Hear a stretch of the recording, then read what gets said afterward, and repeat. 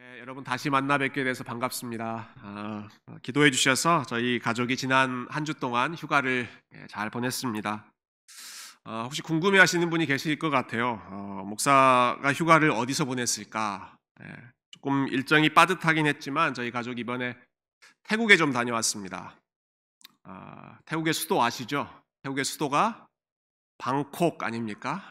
방콕. 방에 콕 박혀서 일주일 동안 지냈습니다.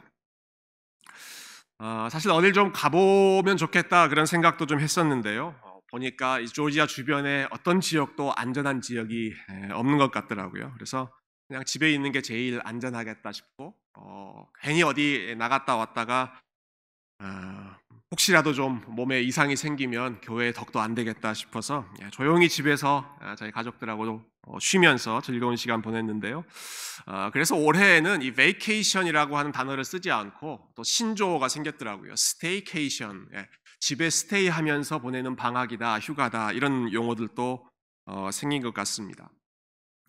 황금 같은 휴가를 얻었지만 자유롭게 돌아다닐 수 없는 이러한 상황 역시도 요즘에 자주 사용되는 표현을 쓴다면 아마 또 다른 new normal 중에 하나가 되지 않을까 싶습니다. 요즘에 이 new normal이라는 말 여러분 참 많이 듣고 계시죠? 이제 코로나 시대에 새롭게 생겨난 일, 거의 모든 현상에 대해서 다 이 용어를 붙이는 것 같습니다. 이전에 직접 만나서 했던 일을 만나서 하지 않고 온라인으로 한다든지, 이제는 사람들을 만나서 악수도 하지 않고 그냥 목례만 한다든지, 뭐 엘보로 인사를 한다든지 하는 이런 것들도 다 뉴 노멀이라고 부르죠. 어딜 가든지 마스크를 쓰고 이렇게 예배드리면서도 마스크를 쓰고 또 현장 예배와 온라인을 병행하는 이러한 상황들도 뉴 노멀이라고 부르고요. 이번 가을 학기에 아마 대부분의 학교들이 클래스룸에서 수업하지 않고 가정에서 수업하는 것 같습니다. 이런 것들 가리켜서도 또 뉴 노멀이라고 부릅니다. 그런데 저는 이 뉴 노멀이라고 하는 용어에 대해서 좀 다시 한번 생각해 보면 좋겠다 그런 생각이 들었습니다. 여러분, 노멀이라고 하는 단어는 정상이라고 하는 뜻이지 않습니까? 정상. 무엇이 정상이고 무엇이 비정상인가? 무엇이 새로운 정상, 뉴 노멀이고 무엇이 버려야 할 비정상인가? 그냥 이전에 하던 일이 아니라 새로운 방식으로 새로운 상황이 되면 이것이 그냥 자연스럽게 뉴 노멀이라고 불러서 우리가 적응해야 하는 그러한 상황이 되는 것일까? 많은 것들이 시시각각 바뀌고 있는 현실 속에서 우리가 여전히 붙잡아야 할 정상적인 것, 하나님께서 우리에게 말씀으로 이것이 진짜 정상이고 이것은 비정상이다라고 말씀해 주시는 것이 무엇일까? 말씀을 통해서 우리가 진정한 정상이 무엇인가를 오늘 말씀 통해서 다시 한번 고민하고 또 말씀에 귀를 기울여 보는 시간이 되었으면 좋겠습니다. 여러분, 오늘 본문 1절이 이렇게 시작하죠.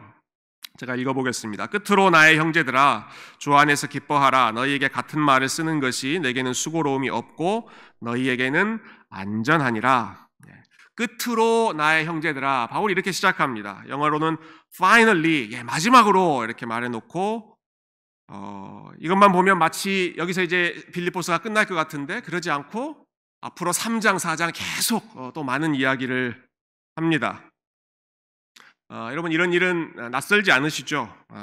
목사님들이 주로 설교할 때 종종 마지막으로 해놓고 한참 더 설교하신다거나 결론적으로 해놓고 새로운 이야기를 시작하신다거나 하는 그런 모습 보시면서 좀 당황스러우셨던 적이 있으셨을 것입니다. 이게 다 목사들이 사도 바울을 존경하기 때문에 그렇습니다. 바울이 그렇게 했던 원조거든요. 끝으로 이렇게 얘기해놓고 앞으로 한참 더 할 말이 남아 있었던 것이죠. 사실 여기 이야기하는 끝, end라고 하는 단어는 물론 시간적인 마지막을 의미할 수도 있겠지만 그 end라고 하는 단어는 목적이라고 하는 뜻도 있고 절정이라고 하는 뜻도 있고 클라이맥스라고 하는 뜻도 있습니다. 그러니까 지금 이 바울이 끝으로라고 했을 때에는 단순히 내가 이제 이야기를 끝내겠다라는 정도가 아니라 내가 정말 중요한 이야기를 하겠다. 정말 우리의 목적과 같은 우리의 삶의 클라이맥스와 같은 그런 중요한 이야기를 할 테니까 한번 잘 들어봐라. 이렇게 사람들의 주의를 환기시키는 관심을 불러일으키는 그러한 표현이기도 합니다. 이렇게 사람들의 주의를 환기시켜 놓고 사도 바울은 전혀 예상치 못했던 그런 이야기를 꺼내기 시작합니다. 굉장히 거친 표현을 사용하는데요. 여러분 2절 한번 보시겠어요? 2절 읽어보겠습니다. 개들을 삼가고 행악하는 자들을 삼가고 몸을 상해하는 일을 삼가라. 갑자기 뚱딴지같이 개들을 삼가라. Watch out for the dogs. 개들을 조심해라 라는 말을 꺼냅니다. 무슨 말일까요? 이거 멍멍 짖는 개 조심해라 이런 말일까요? 그렇지 않습니다. 이것은 개 같은 사람들을 조심해라 라는 뜻입니다. 제가 굉장히 부드럽게 순화시켜서 표현했지만 이것은 개 같은 XX들을 조심해라 라고 하는 표현입니다.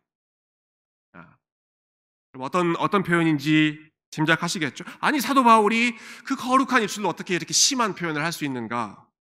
사람을 개에다 비유할 수 있는가? 여러분 우리가 아는 사도 바울, 특별히 이 빌립보서에서 말하고 있는 사도 바울은 굉장히 부드러운 사람입니다. 온화한 사람입니다.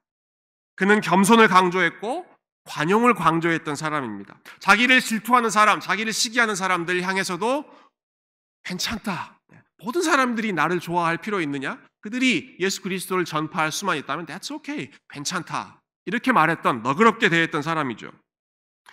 예수님께서 우리에게 본을 보여주신 것처럼 나보다 남을 낮게 여기자. 모든 일을 원망과 시비 없이 다툼 없이 하자. 이렇게 가르쳤던 사람이 사도 바울인데 그 사도 바울이 갑자기 3장으로 넘어와서는 이러이러한 사람들은 개와 같은 사람들이다. 조심해라.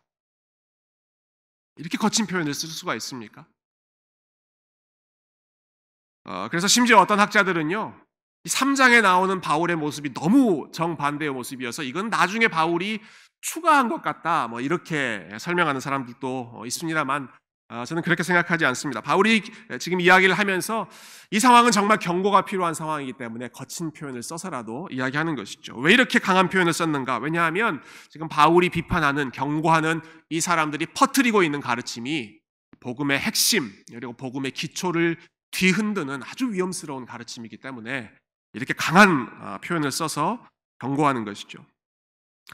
도대체 어떤 사람들이었길래 그들을 개라고까지 불렀던 것일까? 여러분 방금 읽었던 2절 뒷부분에 보시면 그들을 행악하는 사람, 악을 행하는 사람이라고 부르고요. 또 마지막에 몸을 상해하는 자들이다 이렇게 표현합니다. 몸에 상처를 입히는 자들이다라는 것입니다. 이것은 몸의 한 부분에 유대인들이 그렇게 했죠. 몸의 한 부분에 늘 이렇게 잘라내는 할례 의식을 통해서 우리가 하나님의 백성이다라고 하는 것을 구별하는 표지로 삼았고, 그리고 다른 사람들을 향해서도 너희들도 이렇게 몸을 상처를 내서 상해함으로써 하나님의 백성이라고 하는 것을 입증해야 한다. 이렇게 강조하고 주장했던 사람들, 유대인들을 가리켜서 바울이 지금 강력하게 비판하는 것이죠. 아니 어떤 사람이 할례를 행하든 말든 그냥 하나의 종교 예식으로 넘어가면 될 일이지 뭘 그렇게 심각하게 생각하고 거친 표현을 사용하면서까지 그렇게 비판하고 사람들을 모욕하기까지 하는가? 여러분 원칙적으로 바울은 이 할례의 문제를 이렇게 심각하게 생각하지 않았습니다. 할례 문제에 대해서 바울 너그러웠습니다. 자기 동료 중에 디모데 같은 사람은 할례 받게 했습니다. 그러나 또 다른 동료 디도 같은 사람은 할례 받지 말게 했습니다. 그러니까 이 할례를 받느냐 받지 않느냐라고 하는 것은 본질적인 이슈가 아니라 상황적인 이슈였다라고 하는 것이죠. 그냥 넘어갈 수도 있는 이슈입니다.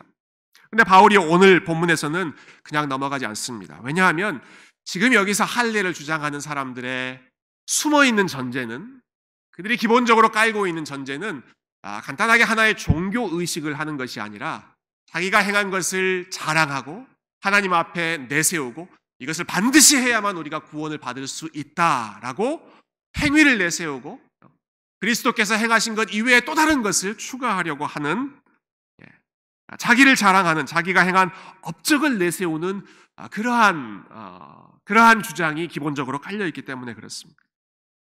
그것을 용납하지 않은 것이죠. 그래서 3절과 4절에 보면 똑같은 표현이 3번이나 나옵니다. 육체를 신뢰하다, 육체를 신뢰하다, 육체를 신뢰하다라고 하는 이 표현이 계속해서 나옵니다. 즉 지금 할례를 내세우는 사람들은 결국 육체를 신뢰하는, 자기가 행한 것을 자랑하려고 하는 사람이다. 그것을 내세우려고 하는 사람이다. 이것을 조심하라라는 것이죠. 이 이슈를 더 본격적으로 바울이 설명하기 위해서 바울은 자기 자신을 예로 듭니다. 너무 유명한 본문이죠. 여러분 4절 한번 보시겠어요? 바울이 이렇게 이야기합니다. 그러나 나도 육체를 신뢰할 만하며 만일 누구든지 다른 이가 육체를 신뢰할 것이 있는 줄로 생각하면 나는 더욱 그러하다. 유대인들, 당신들 지금 자기들이 행한 것 지금 자랑하고 있는데 내가 했던 것 한번 보여줄까? 내가 얼마나 잘난 사람이었는지, 내가 얼마나 많은 것을 노력했던 사람인지 한번 자랑해볼까? 툭 까놓고 한번 얘기해볼까? 지금 이렇게 이야기하는 것이죠. 그러면서 바울은 당시에 유대인들이 자랑했던, 너무나 소중하게 생각했던 리스트들을 하나씩 열거합니다. 총 5절과 6절에 보면 7가지의 리스트를 이야기합니다. 이 성경에서 7, 7이라고 하는 숫자 나오면 충만하다라고 하는 뜻이죠. 7개의 리스트들을 하나씩 이야기하면서 본인이 얼마나 많은 것을 가지고 있었던 사람인지, 잘난 사람이었는지를 주장하는 것이죠. 어떤 것들이었습니까? 나는 태어난 지 8일 만에 할례 받았다. 이것 제일 먼저 이야기하죠. 이 말은 좋은 가정 배경을 가지고 있었다라고 하는 것입니다. 이런 8일 된 아기가 스스로 할례를 할 수는 없는 노릇 아닙니까? 부모님이 율법을 지키면서 경건하게 이 바울을 할례 베풀었던 것이죠. 바울에게 유대인들이 봤을 때 아주 경건한 신앙의 배경을 물려줬던 것입니다. 근데 바울이 부모님에게 물려받았던 특권은 이것만이 아닙니다. 여러분, 바울은 당시에 가장 큰 특권 중에 하나였던 로마 시민권을 가진 사람이었죠. 그가 이 시민권을 어떻게 받았습니까? 나는 태어나면서부터 로마 시민권자였다. 이렇게 고백한 부분이 있죠. 로마의 천부장 중에 자기는 돈을 많이 들여서 이 시민권을 샀다라고 이야기하니까 나는 너보다 한 수 위다. 나는 태어나면서부터 시민권을 부여받았다. 이 말은 바울의 부모님들이 이미 로마 시민권이었고 그 밑에서 태어나서 바울도 로마 시민권, 당시에 로마 제국 어디 가든 대우받을 수 있는 그런 좋은 조건을 부여받았다라는 것이죠. 당시에 유대인이면서 또한 로마 시민권자였다면 굉장히 좋은 가문이었음에 틀림없습니다. 또 바울이 이야기합니다. 나는 또 이스라엘 족속이었고 히브리인 중에 히브리인이었다. 이 말은 유대인들 중에서도 아주 혈통이 순수한 다른 민족들하고 피가 섞이지 않고 우리는 대대로 뿌리 깊은 유대인이었다라고 하는 말이죠. 나는 베냐민 지파 출신이다라고도 이야기합니다. 여러분, 베냐민 지파는 이스라엘 역사에서 첫 번째 왕을 배출했던 지파가 베냐민 지파입니다. 굉장히 자랑스럽게 생각했죠. 아주 흥미로운 사실은 그 베냐민 지파 출신의 첫 번째 왕의 이름이 사울이었고 바울의 유대인 이름 역시도 사울이었습니다.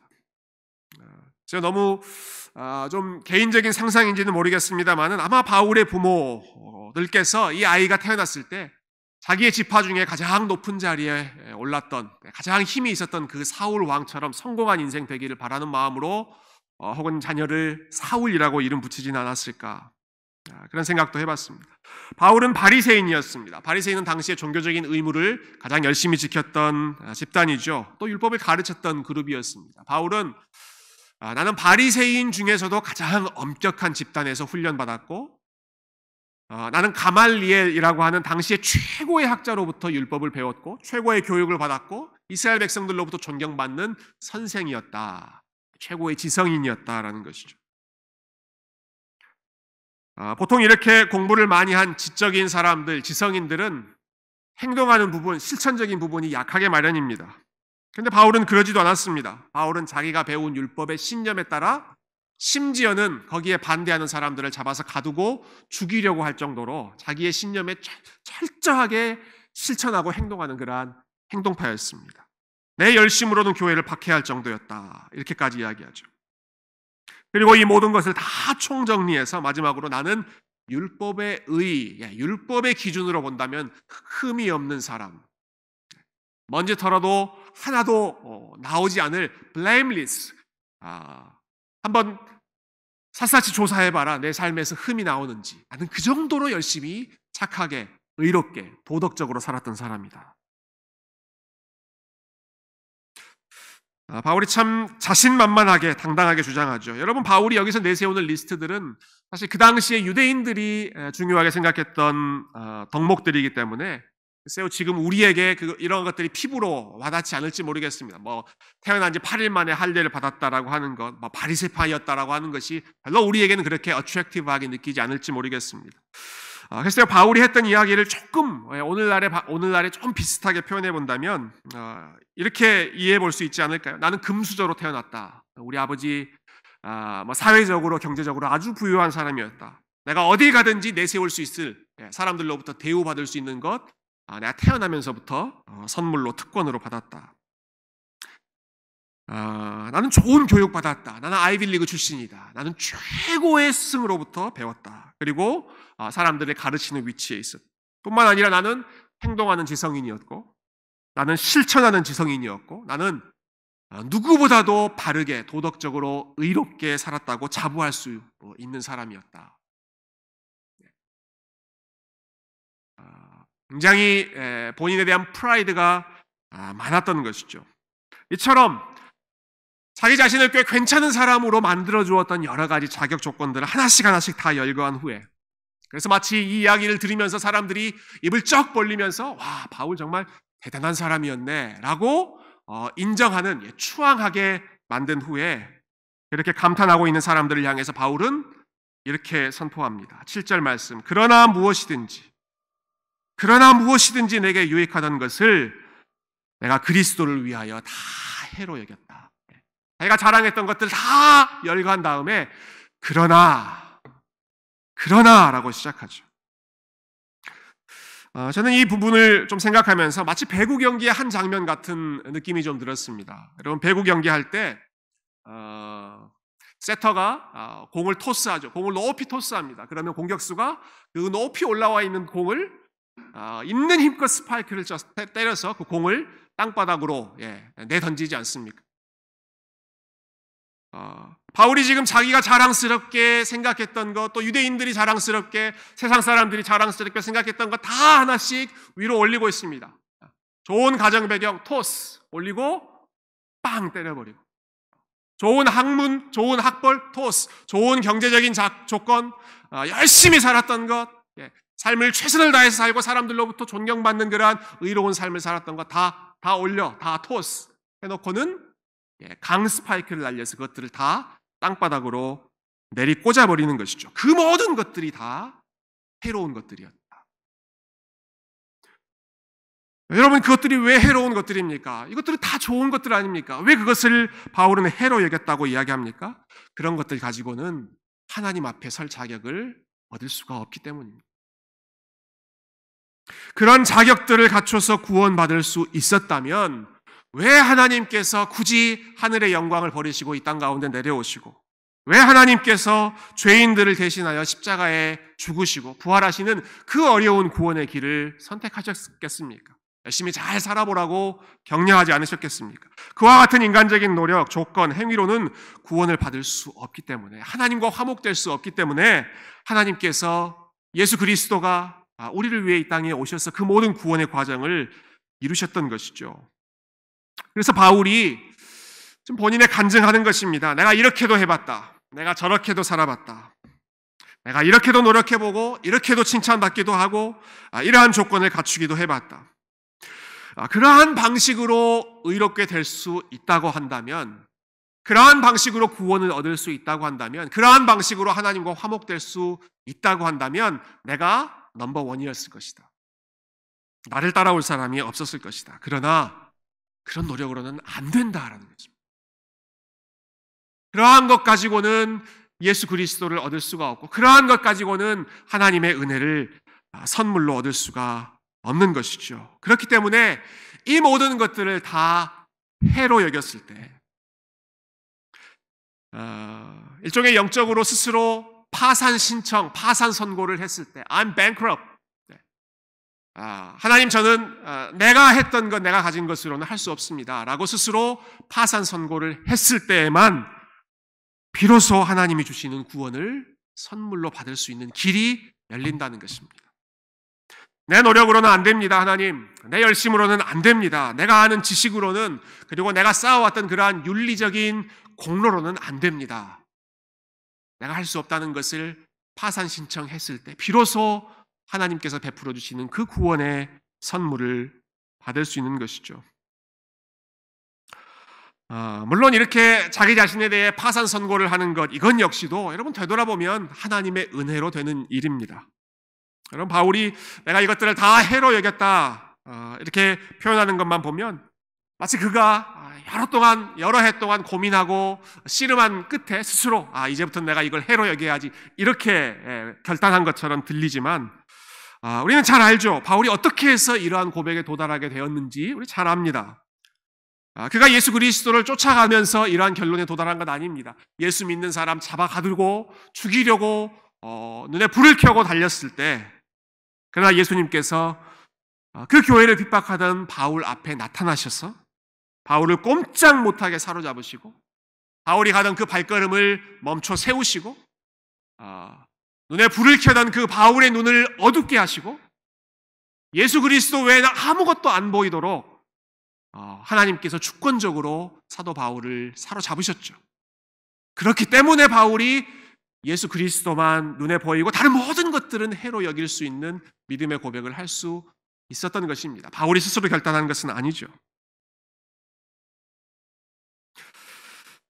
여러분, 한 가지 더 중요한 것이 있습니다. 그것은 이 일을, 바울이 모든 것을 해로 여겼던 이 일을 바울이 예수님을 처음 만났을 그 순간, 그때에만 했던 것이 아니라, 그때에만 이 일이 일어났던 것이 아니라 바울이 그 후에도 계속해서 이 마음을 지키려고 싸우면서 하나님 앞에 살아갔다라는 것입니다.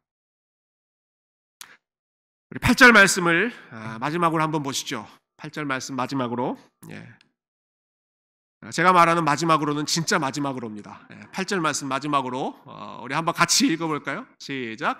또한 모든 것을 해로 여김은 내 주 그리스도 예수를 아는 지식이 가장 고상하기 때문이라. 내가 그를 위하여 모든 것을 잃어버리고 배설물로 여김은 그리스도를 얻고 그리스도를 얻기 위해서입니다 라고 이야기합니다. 여러분, 8절에 참 중요한 표현들이 너무너무 많습니다. 하나하나 참 깊이 묵상해 볼 그러한 표현들이 참 많습니다. 배설물로 여겼다라고 하는 것도 굉장히 생생하죠. 그가 말했던 배설물이 어떤 것인지 많은 설명을 덧붙일 수 있을 것입니다. 또 그가 예수님을 가리켜서 내 주 그리스도, My Lord Christ라고 부르고 있는 부분, 신약학자들은 유일한 표현이다, 이 부분 여기만 나오는 표현이라고 이야기합니다. 바울이 여러 곳에서 예수 그리스도를 주님이라고 표현했죠. 나는 그리스도의 종이라고 표현했죠. 그렇지만 나의 주, my Lord라고 표현하고 하는 부분은 딱 여기 한 군데밖에 없다고 그래요. 그만큼 중요한 표현이죠. 그렇지만 그 모든 것보다 저는 좀 여러분들과 나누고 싶은 것은 내가 여겼다, 내가 여긴다라고 하는 동사입니다. 여기 내가 모든 것을 배설물로 여겼다라고 하는 영어로 count라고 번역된 동사가 두 번이나 사용되고 있는데요. 7절에도 한 번 사용되고 8절에 두 번, 총 3번 이 동사가 사용되고 있죠. 근데 중요한 것은 8절에는 이 동사가 현재 시제로 사용되고 있다는 것입니다. 여러분, 헬라어 동사에서 이 현재 시제는 지금 내가 계속해서 하고 있는 일, 영어로는 ing 이렇게 표현하죠. 지금 내가 계속해서 하고 있는 일을 표현할 때 현재 동사를 씁니다. 바울이 7절에서 내가 모든 것을 해로 여겼다라고 했을 때에는 완료형, 과거에 일어난 일로 표현했습니다. 그러나 8절, 내가 예수 그리스도가 가장 고상하기 때문에 다른 모든 것들은 배설물로 여긴다라는 말은 내가 지금도 그 배설물로 여기고 있고, 내가 빌립보서를 쓰고 있는 지금 이 순간, 참 내가 감옥에서 어떻게 될지 모르는 지금 이 순간도 나는 예수 그리스도 외에 다른 것들은 다 배설물로 여기고 있다. 계속해서 자기가 하고 있는 일을 고백하고 있는 것이죠. 아마 사도 바울처럼 극적으로 주님을 만나고 바울처럼 아주 대단한 체험, 특별한 체험을 했던 사람은 찾기 어려울 것입니다. 그러나 여러분, 바울은 과거의 추억에 머물러 있지 않았습니다. 과거의 영광에 머물러 살지 않았습니다. 사람들 만나서 나 때는 말이야, 내가 다메섹에서 우리 주님 만났을 때는 말이야, 그때 그 추억을 계속 울고 먹으면서 그 영광에 사로잡혀 살지 않았습니다. 그때는 그것이고, 내가 그때 한때 주님의 은혜로 주님께 붙들려서 사도가 되었고, 그 이후에도 내가 계속해서 나는 모든 것을 해로 여기며 배설물로 여기며 살고 있다. 그리스도 이외에는 그 모든 것들을 사소한 것으로, 시시한 것으로 여기면서 살아가고 있다. 한때의 은혜가 아니라 계속 주님과 교제하고 계속 주님을 알아가고 계속 주님을 위해 살아가는 믿음의 길을 멈추지 않고 있는 이 사도 바울의 모습을 우리가 8절의 말씀을 통해서 다시 한번 확인할 수 있습니다. 말씀을 정리하죠. 여러분, 그리스도 외에는 모든 것을 배설물로 여기며 산다. 이런 건 어떤 삶일까요? 이 모든 것을 다 필요 없는 것으로 여긴다, 무시하면서 산다, 소홀히 하면서 산다, 그런 뜻일까요? 그리스도 외에는 가족들도 다 필요 없고 자녀들도 다 필요 없고 자녀들도 사랑하면 안 되고 일하는 것, 장사하는 것, 공부하는 것, 이 세상의 삶에 열심 내는 것, 그런 거 다 부질없는 일이다, 다 쓸모없는 일이다, 무시해버려야 한다, 이런 뜻일까요? 살면서 맛보는 모든 행복과 즐거움을 억누르며 그런 것들을 다 죄악시하며 살아가라, 이런 것을 지금 바울이 이야기하는 것일까요? 저는 오늘 새벽에 나오면서 저희 아이들 방에 잠깐 들어갔다 나왔습니다. 아이들 자고 있는 모습, 대자로 뻗어서, 어떤 애는 엎드려 자고 어떤 애는 누워서 자고 하는 그 모습 보면서 바라보면서 흐뭇하게 웃으면서 나왔습니다. 오직 그리스도만 설교해야 하는 주일 아침에 목사가 아이들을 배설물로 여기지 못하고 아이들 자는 모습 보면서 흐뭇한 미소를 지으며 엔조이하면서 나왔다. 이것은 오늘 말씀의 정면으로 위배되는 일일까요? 저는 그렇지 않다고 생각합니다. 여러분, 모든 것을 배설물로 여긴다라는 말은 모든 것을 무시해라, 모든 것을 죄악시하면서 살라는 것이 아닙니다. 아무리 좋은 것이 있다고 하더라도 그것으로 나의 정체성을 삼지 말라라고 하는 것입니다. 아무리 좋은 것이 있더라도 그것으로 나의 영광 삼지 말라. 그것이 나의 궁극적인 목적 될 수 없고, 그것이 내가 어떤 존재인지, 내가 얼마나 성공한 인생인지를 말해주는, 결정해주는 그러한 기준이 될 수 없다라는 것입니다. 자녀들이 잘 성장하고 예쁘게 잘 자라고 있다면, 혹은 내가 하는 비즈니스가 참 건실하게 잘 성장하고 있다면, 혹은 내가 하는 공부와 내가 연구하는 것을 통해서 좋은 열매, 좋은 결과가 맺혀지고 있다면 여러분 감사하십시오. 기뻐하십시오. 하나님께 영광 돌리십시오. 그것들을 마음껏 누리십시오. 그러나 그러한 것들 때문에 내가 괜찮은 인생이다, 그것들 때문에 내 인생이 성공한 인생이다 라고는 결론 내리지 마십시오. 그러한 것들을 나의 주, 나의 아이들, 나의 가족들, my lord, 내가 하는 일, 내가 하는 비즈니스, 내가 하는 공부, 내가 하는 업적, achievement, 이것이 my lord, 내가 하는 어떤 grade, 좋은 학점, 이것이 my lord, 나의 주라고는 고백하지 마십시오. 그것이 우리의 주인이 될 수 없다는 것입니다. 그것이 우리의 면류관 될 수 없다는 것입니다. 반대의 경우도 마찬가지죠.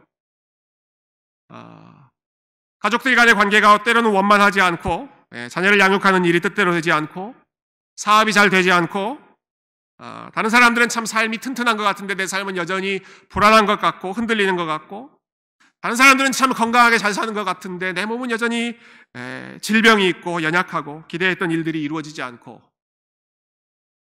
여러분, 그런 일이 일어난다고 할지라도 그것이 여러분의 삶의 성공 여부를 결정하지 못하도록 하십시오.